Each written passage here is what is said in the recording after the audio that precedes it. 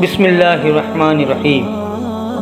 اجوا کھجوروں کی سردار کیسے بنی؟ ایک حبشی جس کی ناک موٹی، آنکھیں چھوٹی، رنگت سیاہ، چلتا تو لنگراہٹ نمایاں نظر آتی تھی، بولتا تو زبان سے لکنت غلام ابن غلام، ایک باغ کے جھاڑ کنارے سے کھجوریں چننے میں مصروف تھا۔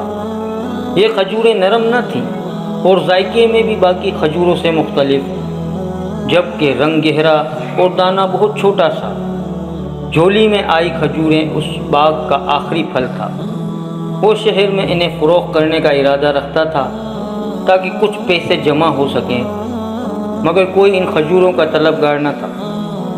اسی اثنا میں ایک آواز آئی، اے حبشی رضی اللہ تعالی عنہ، یہ کھجور تو تجھ جیسی کالی اور خشک ہے۔ دل کے آب گینے پر ایک ٹھیس لگی اور آنکھوں سے آنسو رواں ہو گئے۔ سیدنا بلال رضی اللہ تعالیٰ عنہ، جو کہ ایک حبشی غلام تھے، کھجوریں جولی میں ہی سمیٹ کر بیٹھ گئے۔ ایسے میں وہاں سے ان کا گزر ہوا جو ٹوٹے دلوں کا سہارا ہے، جس نے مسکینوں کو عزت بخشی، وہ جس کا نام غمزدہ دلوں کی تسکین ہے۔ جی ہاں، وہی محمد صلی اللہ علیہ وسلم جو دو جہانوں کا سردار ہیں۔ آپ نے بلال رضی اللہ تعالیٰ عنہ سے رونے کا سبب پوچھا تو سیدنا بلال رضی اللہ تعالیٰ عنہ نے جھولی کھول کر سب ماجرا کہہ سنایا۔ رحمت للعالمین صلی اللہ علیہ وسلم بازار کی جانب رخ انور موڑا اور آواز لگائی، لوگوں، یہ کھجور اجوا ہے، یہ دل کے مرض کے لیے شفا ہے، یہ فالج کے لیے شفا ہے، یہ 70 امراض کے لیے شفا ہے، اور لوگوں، یہ کھجوروں کی سردار ہے۔ پھر یہ کہہ کر بس نہیں کیا بلکہ فرمایا، جو اسے کھا لے اسے جادو سے امان ہے۔ منظر بدل گیا۔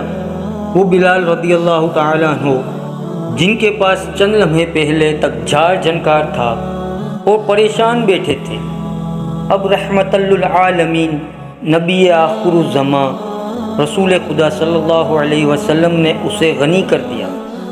پھر تاریخ بتاتی ہے اور راوی لکھتے ہیں کہ لوگ بلال کی منتیں کرتے پیچھے بھاگتے کہ ہمیں اور اجوا کھجور دو، اور بلال کسی مچلے ہوئے بچے کی مانند آگے آگے بھاگتے۔